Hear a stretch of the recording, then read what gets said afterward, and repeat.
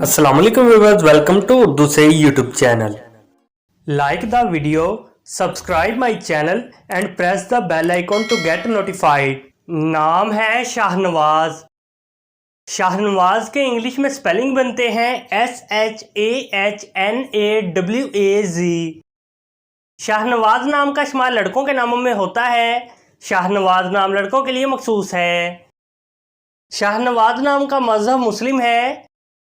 शाहनवाज नाम के मायने हैं अता करने वाला, नवाजने वाला, बादशाहों को नवाजने वाला।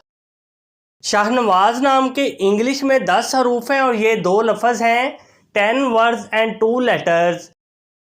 शाहनवाज नाम के उर्दू में 8 हरूफ हैं और ये 2 लफ्ज़ हैं। अपने नाम का मीनिंग जानने के लिए कमेंट बॉक्स में लिखिए। चैनल को सब्सक्राइब कीजिए, वीडियो को लाइक और शेयर कीजिए। Thanks for watching.